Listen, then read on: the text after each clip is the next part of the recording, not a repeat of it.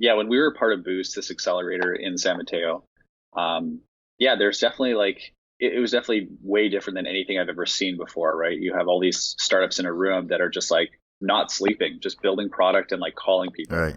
It's like so, and I loved it. Like it was just like I'm like these are my people. Like I just loved being around that and just kind of pushing forward and be like, and they're people are on the calls with people and they're like, oh, that thing you need? Oh, yeah. And they're like tapping their developer co-founder. They're like, build that like right now. And I'm like, yeah, no, we'll have it tomorrow. We'll give you the demo tomorrow. And like that night they build it, right? Like,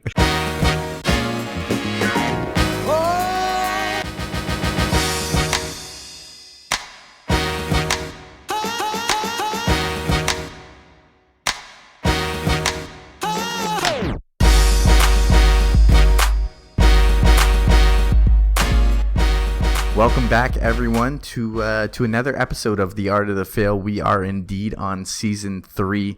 Super pumped to be back.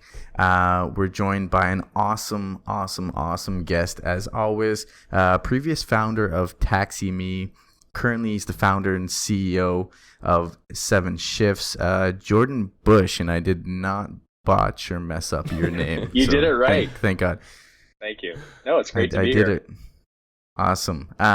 Yeah, like always, we're just going to get into a little bit of a Q&A. So first question, Jordan, what did you eat for breakfast this morning? I had retoasted pancakes that I had from Nice. that I cooked up on the weekend and a couple eggs. Yeah, it was good. I put some peanut butter on my pancakes too with some like maple Oh, syrup. nice. So I don't know how like weird that is or common that is. I think it's probably more on the weird side, but it was delicious. Natural peanut butter or It was just... natural. It was almond butter. Got So it. like, Oh, nice. Nice. a little bit more protein. Yeah. Yeah. Staying healthy Okay, too. I got it. Totally get that. iPhone or Android? You got the earbuds in, so Yeah, on my phone.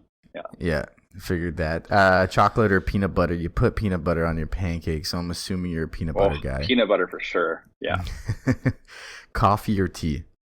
coffee. Now more not difficult, but different types of questions. How do you balance work and personal life? Not so much just for yourself, but also for your team. Yeah, it's a tough one. Like, and it depends on what stage the company's at. Because like in the early days, I didn't have a personal life.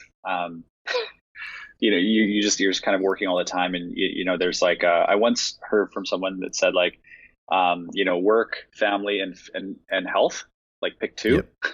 And I think that there's like there's some truth to that for sure. But what I try and do now, because the company's much bigger, is and I have a kid now, so it's pretty different. So I try and make sure that For sure. I'm going to work from 8 to 5 Monday to Friday, and then I come home for a couple hours, spend it with my son, and spend some time with my wife, and then I just go back to work in the evenings after that, and then Yep. I'll do like some work on weekends. So I think like just being more diligent about like when you spend time on personal stuff and you prioritize just a little bit differently. And Yep. for me, I've been prioritizing my son the most. And Of course. but I admittedly I suck at making time for like my friends and like that are outside of work and like doing like regular people stuff. Like I'm just not as good at that because I'm so entrenched in the business and hiring and Yep. and traveling. I live in Saskatoon, so like this Yep. is not a major metropolitan area. Like I'm in Toronto, I'm in New York most of the time, and so Right. and then now, so it is an ongoing balance. But I think some of the best people, and I'm not the best at it yet, but some people are really, really good at balancing, work life a little bit more. But I don't know. I feel like it's subjective in terms of like what you really consider a balance, right? For sure. And that's the other thing too. Is there such thing as a balance? I don't know. Does Just it kind of actually make exist? it. You don't really just kind of balance you make it. do. You just kind of make it. You just kind of make it all work. I don't know how else Yeah. to say it. You just kind of you just get better at optimizing your time.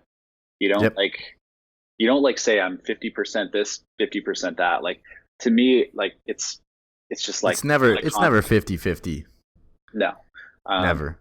And I think like, yeah, I think there's just like, there's like pros and cons. Like you focus way more on the business, personal life and family is going to suffer. Focus more on the family, the business might suffer a bit, right? Like the business Yep. knows the business will only move as fast as you know how to make it move. And so understanding that you're always that rate limiter on the business puts an enormous amount of you know burden on you to kind of like push through and keep it going at the rate that you deem is acceptable. Definitely. What's the worst advice you've ever received as CEO? The worst advice I've ever received. Or maybe think of something like recently that you heard and you were just like, wow, that is fucking terrible advice. I don't know. I always found like the hire fast, fire fast to be like not good advice. And I know that's like, it's a bit cliche to say, hire fast, and everyone's kind of talking about it, but I'm more of like the hire at a medium pace, fire fast. Right. Because I've had experiences where we hire a bunch of people, and the people that can really hire fast and fire fast and like have really good success with the hiring side of it, because those people probably have really good processes in place and then maybe they've kind of learned a few things where they can feel comfortable doing that. But you don't want to create like a culture where you're like hiring and then like firing people right away, because like everyone there's like what the hell is happening, right? Like you have to be so cognizant of the people and what they perceive and what they're seeing you as a founder and a CEO doing, and making sure that that's not completely like you're not cowboying it. So I found that maybe advice just didn't suit well with our business. I found that we're 130 people. I had before this call with you guys, I had a call with a software developer candidate. I'm the last stage in the hiring process. We're 130 people, but I still talk to everyone. Right. And I've said no to people from these types of interactions. And I don't know how long I can scale that for, but it's certainly extremely important to me that I spend less time like firing people and put a little bit more effort up front to like vet them and put kind of like the toll gates in place. Yeah. Well, that leads to another question that I did not even write down here or want to ask you. You're still obviously a part of the hiring process, as you just said. You're the sort of like the last step in it.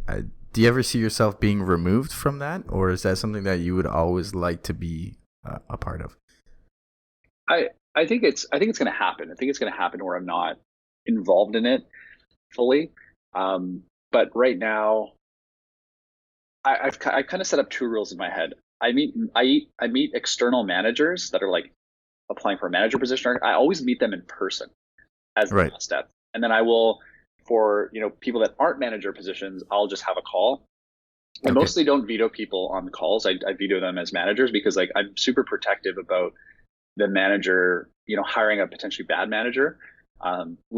People do quit managers like instead of jobs. We've all kind of heard that before, and it's really true actually. So I spend a lot more time kind of vetting those people, especially if they're external coming into the company, because you're kind of coming into like an established like wolf pack. Like, how are you going to build credibility? How are you going to earn trust? How are you going to do all these things? So that's why I spend the upfront time right now with managers. Do I see myself being more removed from that as we grow? Probably yes. It's going to have to happen. And it's going to mean delegating more to the people on the front lines that, can look for the things that I'm looking for, and putting people through those same types of processes to ensure we can scale it. So if you were to say when, I don't have an answer on when. Probably when I'm like, I can't do this anymore. I need to have all these other things. And I'm making it work right now because I'm worried, and I've seen what bad hires can do to a company, and it kind of sets the company back. For sure. Great answer on that. All right. So I guess like knowing that, you guys are actively hiring, your team is, pretty large now, 130, you said. What do you value more? What do you look for more of, hustle or talent when considering people who are applying for roles or people that you're meeting with? I don't know. Do you value one over the other, or do you kind of look at them both? We look at both of them. I think there's facets under each of them, right? Like someone can have hustle, and be both like talented. They can be very resourceful. They can do all these things. But I think sometimes, the word hustle it can be almost taken as kind of like an early stage like cowboy that's just like, just like Definitely. like I'm a developer by trade, so like I know how it is. Yep. Like you're building stuff, you're shipping stuff, and you're just kind of like piecing things together, and you're hustling. But like there's like a level of hustle that I think needs to be throughout the life cycle of the company. Yep. I don't think it's appropriate to say that it doesn't exist later on. I just think like the caliber of people and the operational processes um, that get put in place in a business later on, like naturally feel like things are moving slower, but there's actually just a lot of stuff that didn't get put into place in the early days when I was Right. building it. Right. And in order for us to truly scale, I think you need people that, in my mind, just align with core values. And I know that might sound like everybody says that, but like, I mean, like we're pretty strict about that kind of stuff here. Like Yep. people are like hired, fired, promoted based on these, and they're very like tangible. They're action based. They're in the one-on-ones every month for all hands. I call out people that, demonstrated like these core values. And so everyone's constantly reminded, like, what does it mean to actually like action these things? Right. And it's not me nominating these people. It's other people in the company nominating these people. So Okay. I just kind of pick those. And so it's a good like reminder, and like you just have to communicate like exponentially as you grow things. And so Yep. I think more than just like the term hustle, I just think that there's just like more to it than that. And you always have your top performers, and kind of your mercenaries, and those folks everyone's kind of required. You maybe don't want all mercenaries, and maybe all top performers might clash to some degree, right? Like I think that there's like as you kind of scale up, there's always it's just interesting. I don't feel as though there's like a lack of hustle. I feel like there's just more an emphasis on pointing people in the right direction so that they can hustle in that direction versus like Gotcha. being super spread and Kind of just doing anything at all times. yeah. Sweet. That is my second last question. My last question is, are you ready to now start talking about some of those failures that we know you have? Failures. I mean, not to. I mean, not to put it like that, but it is a show around Totally. failing. There's tons of them. Yeah. Let's talk Sweet. about them. Let's dive right into it then. Awesome. Jordan, so actually I have kind of a funny, silly anecdote to how I reached out to you to come on the show. I was at the gym in the morning on the bike, and there's TVs with the news on it, and I saw you guys getting profiled by CBC, and I was like, I know that company somehow. And it turns out I think one of your teammates did a trial of Obi, and so I put 2 and 2 with the 7 shifts together, and I was like, oh, cool. We should have Jordan on the podcast. And sure enough, you were right there in A-list, so just a Slack message away, and that's awesome. And here we are. So for folks that don't know who you are and what 7 Shifts is, a really great up and coming Canadian tech story. Can you give us some context and what you guys are building? Yeah, sure. So 7 Shifts is a labor management solution targeted towards the restaurant space. So we got our start in scheduling as kind of like our core piece, and that's where people use us for today. And we provide a product where managers can control their labor costs, build schedules towards those, communicate with their staff. Staff have mobile apps; they can check their shifts, trade shifts, communicate. That's kind of like the high level. We are building out into what I refer to as the employee life cycle in restaurants. So everything from the moment you're hired, then you're trained, then you're scheduled kind of roughly at the same time, then you're paid using a payroll company after you work your shifts, and then you're retained. So hiring, training, scheduling, paying, and retaining are kind of those life cycle elements that we are building product into.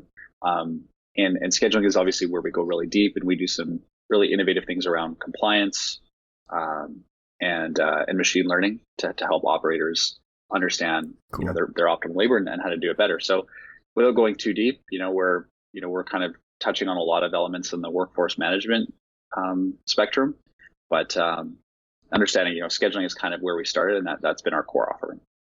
Awesome. Cool. And I understand that this comes out of a personal need, watching your father run a restaurant business, perhaps, and Yeah. and trying to fill that void for him. And so the sort of secondary, we'd love to hear a little bit more about that. But the sort of question to that anecdote in your life is, how do you feel personal relatability? How important is that to you starting this company? And we understand that based on LinkedIn data only, that you've been at it for a while. Can you walk us through those initial steps and how you got to something that was, okay, this is a viable business? Yeah. So my dad, just for a bit of a backstory, because you touched on it a little bit, but my dad ran some Quiznos locations in Saskatchewan, and I watched him painfully manage the scheduling process. It was like super painful to watch him manage like sticky notes, and he'd print the schedule on Excel and people like write over it, and there'd be whiteout everywhere. And so I taught myself how to program and write code to build him something small where staff could upload in a spreadsheet, or he could upload a spreadsheet and staff could download it. And that was really just the beginning of what became 7 Shifts. Cool. Which was something obviously much bigger than that. But that's really where it started. It was just kind of this like personal pain of seeing my dad go through this. And, lo and behold, there's millions of other people in the US and in Canada that have the same problem. So it was started off as just a side project and really was born out of the interest of me solving a problem for him, but also just to learn, because I loved building things. Right. So, right. I do have a personal connection to it. So yes. So that must have been like a pretty big pain in the ass then for your dad. Like you must have seen him like struggling over and over and over repeatedly, and just be like, okay, there's got to be a better solution, and I can help, and I want to try to help because I'm a creator. I'm curious. And then, I guess you just started whipping up some code, and then poof.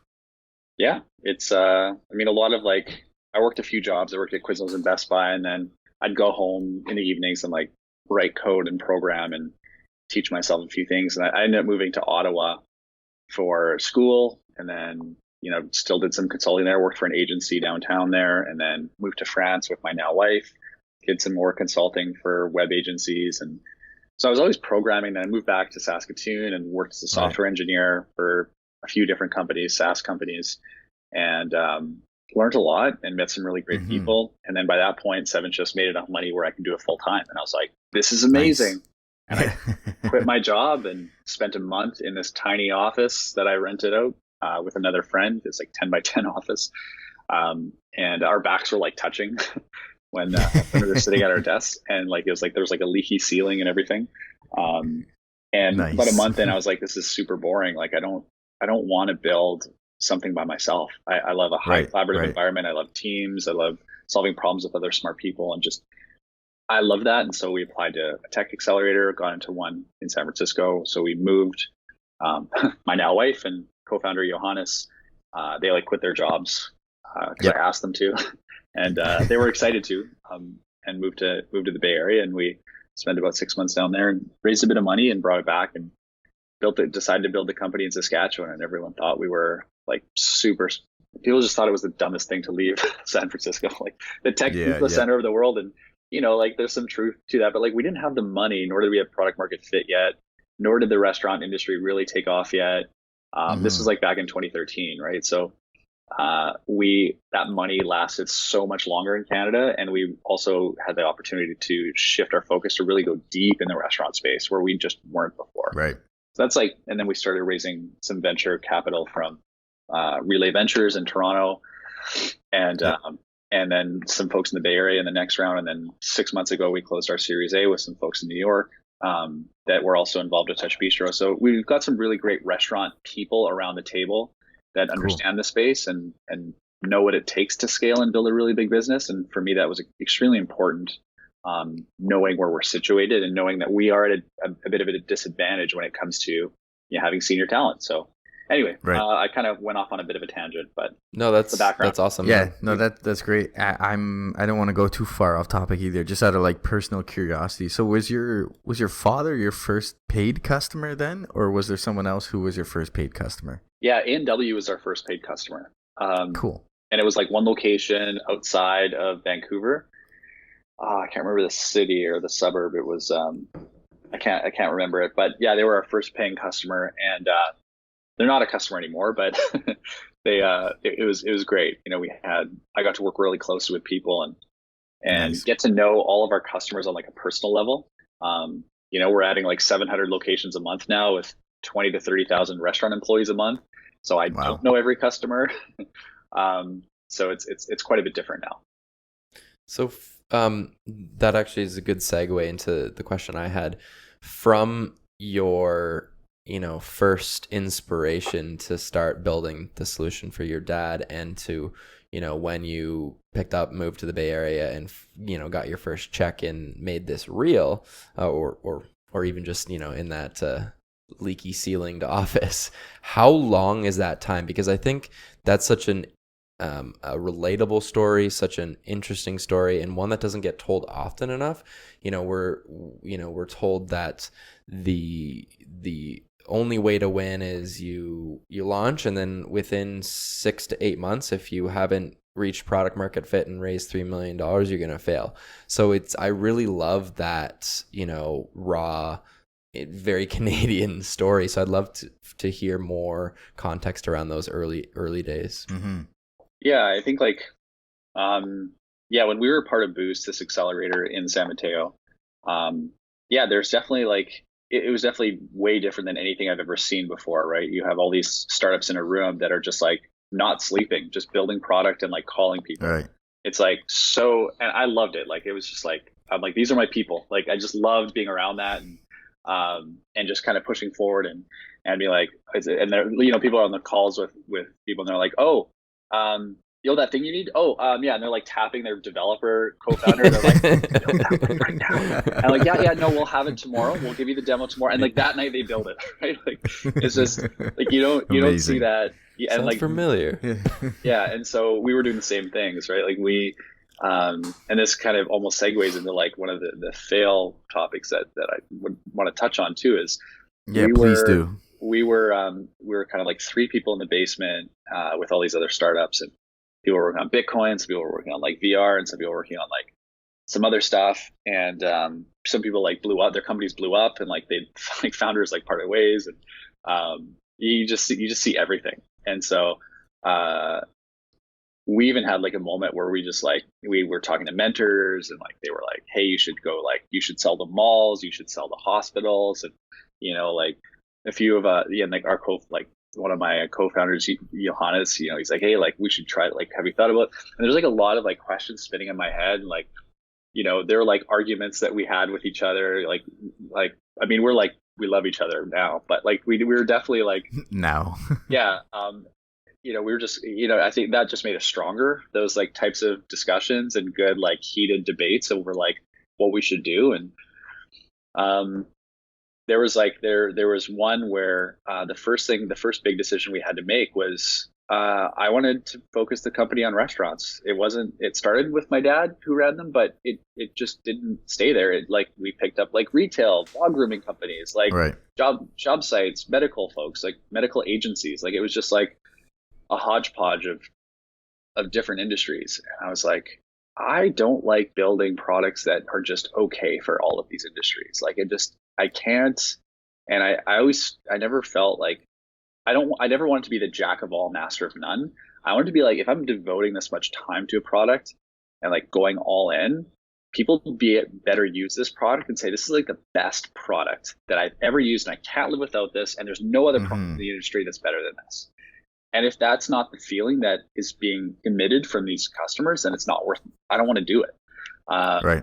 And so we're focusing on restaurants, and you know, my two other co-founders, they're just like, oh, okay, that's scary. That's, you know, maybe that's like isolating 2/3 of our customers.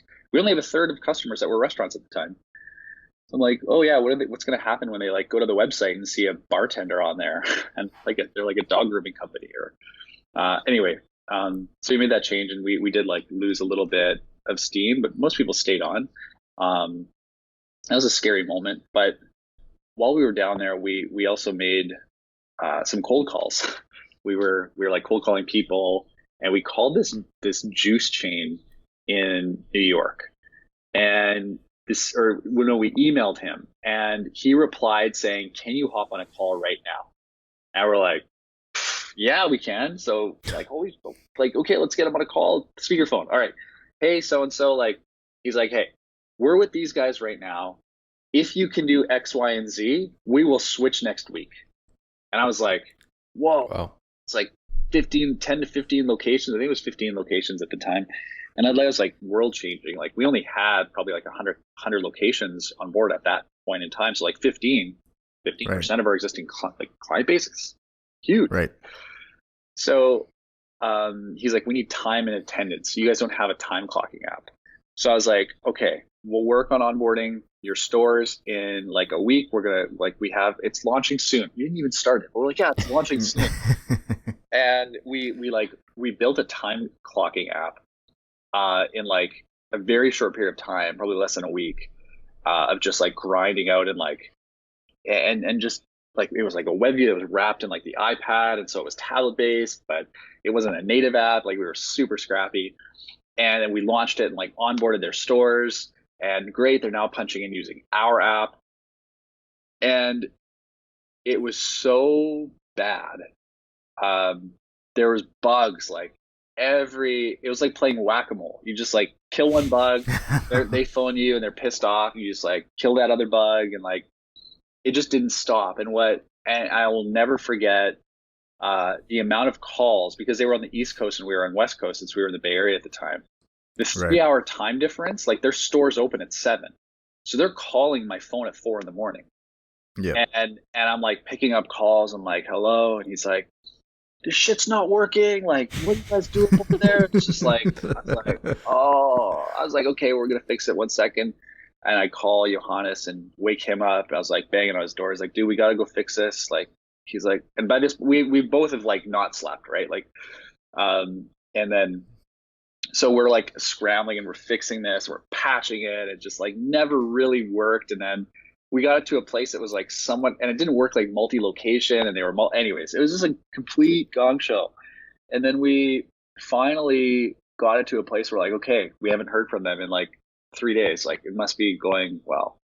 And then like, things were like seemingly okay. And, we'd reach out to them the odd time, like 6 months later, and just see how things are going. And, we like found out that there was some messaging sent that's like, hey guys, we're moving to ADP, here's like, and they're telling their staff this, and I'm like reading this, I'm like, oh shit, huge knock to our MRR. This is like, anyway, yeah, so they left us, they churned, and it was just like the product, we sold them something that we didn't have. They were like, in our world at the time, that was like an enterprise grade type of thing, and we totally blew the trust. We just like, we screwed up, and I almost like talk about that as like a failure, but at the same token, we have a very robust time and attendance app now that's like used by thousands of restaurateurs for like really crazy stuff that wouldn't have been possible unless we were like kind of forced to build it early on. Right. So, and like people are looking at like point of sale time and attendance, and they're using ours because they're like, no, this is way better than any point of sale could ever do. Point of sales that are about like $100 million raised, like building product, and they're like, no, 7 Shifts is better. So like we've come so far since that moment, but I feel like that was like kind of a failure. But if I were to say like, would I do it again? Yeah, I would do it again, because it kickstarted like a necessary product for us to offer. And then, it didn't work the best for multi-unit, but we were 99% independent single unit operators. So it worked really well for the rest of them. But that was a good learning experience. I would just say like, yeah, you kind of have to go through those moments. yeah. So you answered my question of what would you do it again, of course, but would you do anything differently in hindsight? So I would tend to agree with you in terms of, we often, Christian and I will debate ourselves out of the necessary format of this podcast because, as you're sort of pointing out, the failures aren't really failures; they're just anecdotes and learnings. But would you do anything differently to maybe reduce the pain? Yeah, I think it would just be, yeah, like I don't know. I would probably I'd maybe be a little bit more honest. I'd probably say like, look, this is something that, um, what I would almost consider doing is I would explain where we're at with the company, and Mm-hmm. still say that we're working on something like this, and but I would actually like go to New York and I would like work with the team. I think more in person and directly. I think building that trust in person is probably more important than like some remote team that's making promises that you've never met, don't have a relationship with. Right. It's just way easier to Right. leave them. And I think that if we were in there in person, we would have been able to solve problems quicker and just not be so reactive. So the only thing I would change is I would actually like to get on a flight to New York and like spend like a week with these guys and just like Yeah. really get to the bottom of issues so they understand our commitment to them. Yeah. That's super interesting. So that's actually a good segue into something else I wanted to touch on. We were discussing before the show. You mentioned that you struggled with hiring the wrong sales leader, and so sort of to your point about would you've done anything different? Yes, I would have gone in person and had more of that face to face. Is there any relation to that with the mishiring, if you will, that you wanted to talk about? No, like I think they're different things. Because like and maybe to a degree, a right hire on that side would have guided us towards that, but we just weren't ready for enterprise. Like we just weren't, because it was more like an enterprise customer in Yeah. compared to where we Mm-hmm. were at, and so Mm-hmm. we just weren't ready for it. And I think that our core was single unit independent operators, and like to be honest, that's like 95% of our business today. We're still there, and understanding like where you fit the best in the market and kind of doubling and tripling down on that is really important. Like squeeze all you can out of that lemon until now it's time to move up market. But like you've got a really great reproducible engine that's humming on the small business side, that we refer to it as and then you can kind of look at other things, but Right. don't try and chase everything at once. Was a good lesson. So as it relates to early on for the sales hiring side of things, yeah. So what happened was and I'm sure anyone that follows SaaS companies reads Jason Lemkin's blogs, and he talks about, I don't know, he's like the 20 some different types of VPs of sales. Make sure you hire the right one. Mm-hmm. It's really funny because it's like there's a lot of truth to some of the stuff that he says. So, we for early days we had we were probably 6, 7, maybe 10, maybe we were 10 people at the time, and a few of our sales folks broke out to go start the Toronto office. One was from there, and one just wanted to go there, and we hired someone that looked amazing on paper. Like we're just like, oh my god, like the restaurant experience, the director of sales at this company, and he just like, I was just like, man, this guy sounds really legit. I definitely want to chat with him, and chatting with him and understanding that sales, definitely wasn't my biggest strength. I'm typically more product focused than anything, Right. and knowing and kind of like doubting myself in terms of like, I met him, and I was like, like my gut was kind of like no, but I was like, shut up, gut, you don't know anything about sales. um, and so kind of ignoring it, and then hiring him, and having him like he would yeah, he would kind of be present in the Toronto office, and they were just like really actually I'll go back even before we hired him. We were having dinner, and our VCs, that we raised some money from, we had the partners at the dinner, some advisors beside me, and we were kind of like had this dinner with him, and it was kind of like us trying to convince him to come on board. Right. It wasn't like, hey, let's see if like this is a really mutual fit for both parties. It was like, you have the opportunity to work with this guy, like I think we should work with him.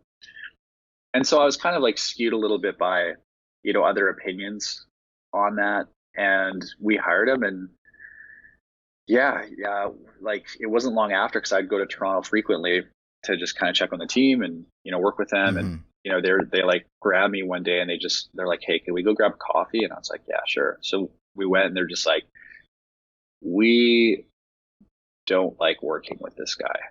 And I was like, okay, tell me more. So they elaborated, and I was like, I care a lot about you guys. Like, I want to make sure that you feel like we're learning lots, and you're kind of being pushed in a good way. And what it came down to is like, there's just like it was like a lack of skill required at the stage of company we were at, and also a culture fit. Right. We like, I failed on both of those fronts. And so, I think, partly his idea was like, I'm going to drive around in my car and like get business cards, and I'm going to come back to the office and we're going to cold call them. And I'm like, these are like $20 a month clients. Like, I'm like, what do you like? This is the most inefficient use of time I've ever heard. Those unit economics really add up. Yeah. Yeah. And so like the whole like notion of like gravitating to like, I'm going to get in my car and I'm going to drive. And I was like, I don't think that makes sense. Yeah. And so it was about probably 3 weeks after the team in Toronto kind of like roped me in and kind of like chatted with me about this. And I just had to, he wasn't based in Toronto, so I had to Skype him, and I just said like, hey, like, it's just not working out. We got to part ways here. And he just like, he was kind of upset, like, didn't really give me a chance. And I just said, look, I've seen everything I need to see. Appreciate the time. And, but I think it's best that and so we parted ways, and the team was just like, thank God. And so like, but then I was back to like, I want more sales leadership in the office. And we just never, we didn't have that for a while. And then, so yeah, that was like, this was very early days. And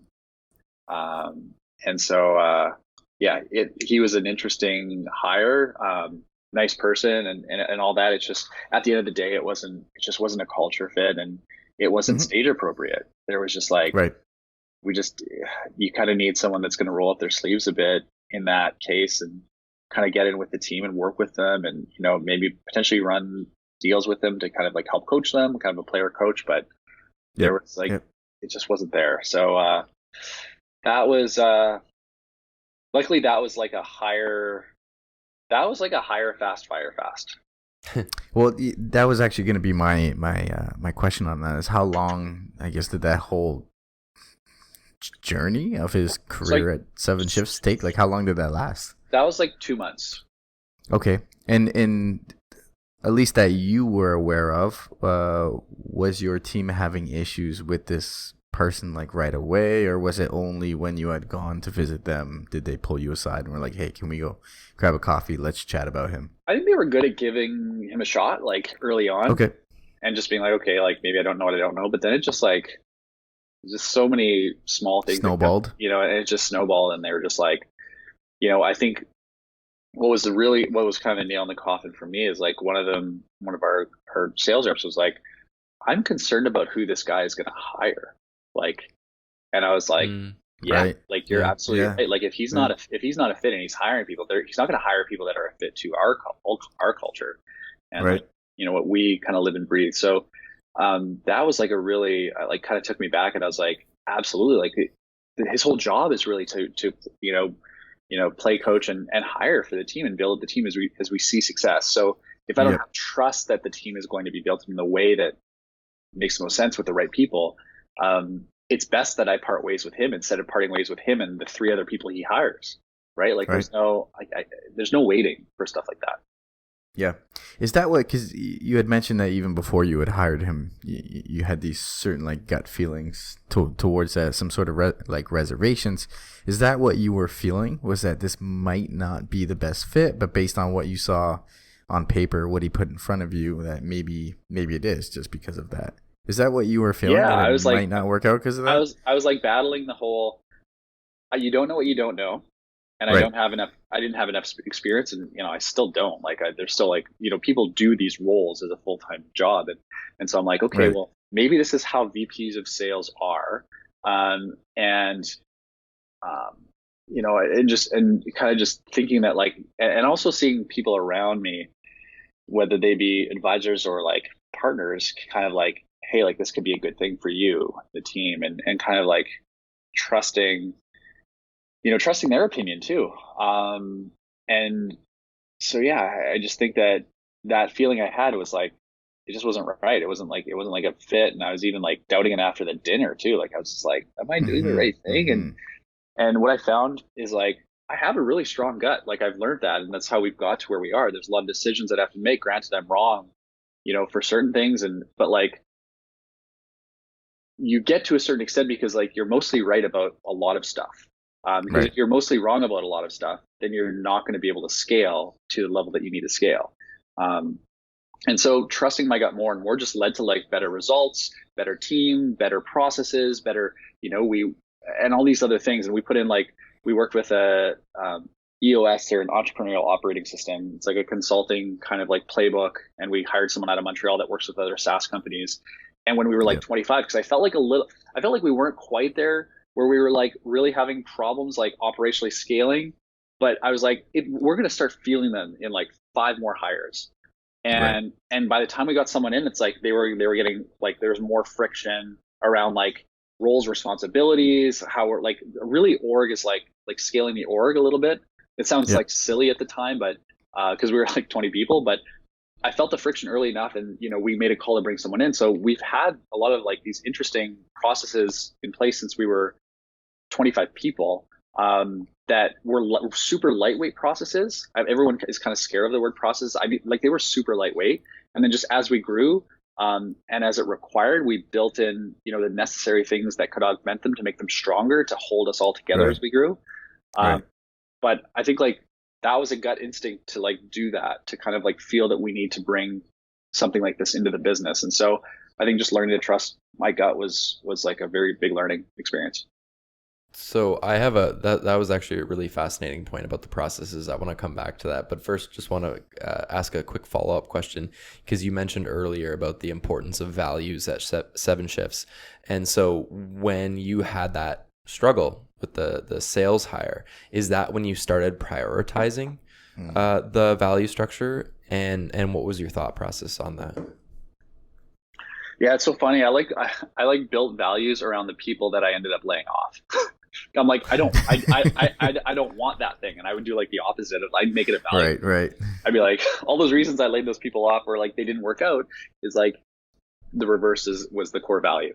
Um, and so that was also like, it was kind of that wasn't a mistake. It was just like, yeah, you're kind of thinking like, because you're learning, and you're learning like, you have this group and you go from like being friends, right? You're like all friends, and you just kind of like naturally kind of gel. And then the next stage is like, you need to hire more people, and like, it's starting to kind of like, on the fringe of everyone kind of like feeling like they're close. And then you're starting to think like, what makes us like close? Like, Mm-hmm. what are those things and those behaviors that make us who we are, and why do we succeed? It's not Right. because we're friends necessarily. It's because like we have a similar belief system. Like, we have a similar Yep. we have similar like behavioral norms, I should say, that allow us to succeed. And so it's kind of like what we did. I kind of stole this idea from Twilio, Jeff Lawson, the CEO that did that. There's like a blog post on First Round Capital that they did on when Jeff Lawson did kind of like an evaluation of their core values and set them. But he it's a slightly modified version, but we essentially took the people, myself and a few other my co-founders. We just were like, who do we in the company wish that we could clone into infinity?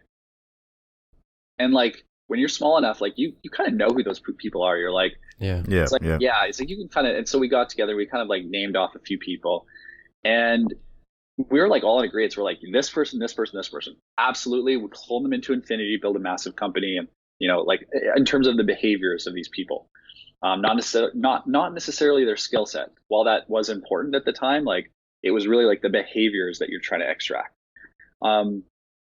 And we brought them into a room with us, and we're just like, hey guys and girls, we value so much of what you are at this company, and we think that you emit a lot of the behavioral qualities that we want in our culture. We want you to whiteboard with us all the things that you think are important for hiring the next group of people that emit the same behaviors. Oh, that's really cool. And so we had this massive whiteboard, and we wrote until like we couldn't see the white on the whiteboard. Like it was just like, and there was no wrong answer. And then we started grouping things, and then we voted, and we said like, these are the top 3 like oxygen values. Like we will not hire someone unless they do that. Some of them are kind of like on the fringe, like it's not oxygen, it's a nice to have, but you're trying to isolate like what are those things that are like oxygen to us. And that was a really great exercise. And then when we honed them and refined them, and we like met with those people that were part of that process to like kind of run through it with them, they were totally bought in. They were excited about it. And then when we rolled it out to the company, it wasn't so top down. It was like, hey, we worked with the people here that we felt were like great, and we worked with so-and-so and so-and-so. And then like when questions came up, those people that were part of that decision that were employees were like, oh no, guys, like we went through this, like this is super exciting. I hope you're excited too. So it wasn't just me being like, this is exciting. Other people at other layers of the company were like, no, this is fucking awesome. Like, like we're all on board with this. And it was all other people looked up to anyway, because we selected the right people to be part of it. So there was just like this immense amount of ownership and buy-in from the get-go. And then we established them, and then later on we iterated on them. And it's funny, we just finished an offsite 2 weeks ago where we like refined our mission, vision, strategy, and kind of refined the definitions of our core values. We didn't change them, but we like refined what it means to demonstrate that thing. And all our core values, like Jeff Lawson and Twilio's, they're all action based. So kind of like, there's some, and everyone has different schools of thought, but ours are like, be radically candid, embrace new challenges, act like an owner, make every experience an 11, solve with simplicity. And it spells the word beams, like structural foundation. Like that was not intentional, by the way. But it was great. Cool. Like explain it. But it's like, be radically candid. Like, what does it mean to be radically? It's like you always deal in an honest, direct, and respectful way. If someone is not doing that, and they're like withholding information and they're not talking, like it's very easy for the manager to be like, you had all these things, like you didn't say them. And we need to work on that, because that's actually that's what makes this company the company that it is because like people are always out with it and just don't hold any grudges about anything. So that was important. And now we practice those like every day. So it's good. That's awesome. Quick, unplanned, free promo here. Have you ever heard of a company called Disco? Disco? No. It's a Slack app that helps you promote your core values. You should check it out. Friends of mine are the founders. Disco. It's pretty cool. Okay. I will check it out. Cool. Thank you. Yeah, no worries. Because it seems like a really important part to your culture. So, so lastly, before we wrap up, just quickly wanted to jump back to something you said around, codifying some processes really early on. That's something I think a lot about, and I'm curious to hear your thoughts on how important that has been to you scaling, right? Like you said, you went from 2 guys in a 10 by 10 to 130 employees. Now it's taken some time, but I think that's often overlooked, those processes and codification of those processes. Can you speak to how important or maybe not important those have been? Yeah, they've been super important. Like people that know me pretty well know that while I'm a bit scatterbrained and like product focused and kind of like live in, a land of like, this is what we're going towards. And to a degree, that is my role. and what we're working towards from a long-term vision perspective. Also know that I have a part of me that's very like, kind of like a desire for operational excellence. Yeah. And I get excited when like things are orchestrated in that way. It's my engineering background. I love the pieces in the machine that turn and then, you know, move the cranks that actually like allow you to scale a business. And you know, building and scaling that is largely an engineering exercise. When you kind of really think about it, you know, just people are kind of all the pieces too, that need to align with things like strategy. But when I think of processes, I think of, there are certain things that that are important at different stages that we've experienced, that you just start to feel the friction. I don't know how else to describe it. You just feel like there's like something not completely right. And it's important, I think, to identify that and talk to other companies. Like, what are they going through? What processes have they implemented to help with this? And try things. Because like, if you've recruited the right set of people, they kind of feel it too. They're like, so you're like, hey guys, like, I don't know if you're feeling this, but like, I don't think we're organized in this way. Like, does anyone have any ideas? I'm going to contact these companies and see what they're doing. I'm going to contact like some folks, and the right people will be on board with like some of the problems, because like you have high performing people that want the best and to move the quickest and build the best stuff. So we just it's just kind of feeling the friction on where you're at. And I never had like a lot of mentorship early on, and I think I regret not trying to like seek out more of that. I largely kind of just went from gut, and it's you know, it helps a ton, but I think that I could have benefited a lot just by having a good set of mentors too, to kind of bounce ideas off of and kind of get their take, and the mindset of lightweight process. But certainly process is required at every stage. Awesome. It's just how much of it you need. Excellent. Super tactical today. Yeah, I know. We were all over the map, but I think there's a lot of really good anecdotes and stories. Jordan, thank you so much for coming on and sharing those stories with us. I think the listeners are going to really learn a lot. Christian, do you want to close us off? Absolutely. So the way we like to close things off, we always like to ask, who would you like to see come on the show and just have a conversation with us the way we just did with you today? So someone that I look up to a lot that has helped me in a lot of ways is Ian Crosby, the CEO at Bench in Vancouver. Okay. Oh, interesting. Okay, cool. I think he's just such a smart guy, and he's super well spoken, and he's they're much bigger than us, but certainly he's I think he just has some really good experiences and stories to share in building Bench, and they've been growing really, really well. So I think that's someone that I would definitely tune into. Cool. Awesome. Ian Crosby it is. Yeah, we'd love to have him on the show and learn about some of his anecdotes and failures. Jordan, thanks again for spending the time with us today. We appreciate it. 7 shifts, everyone. And we'll catch you next time. All right. Thanks for having me, guys.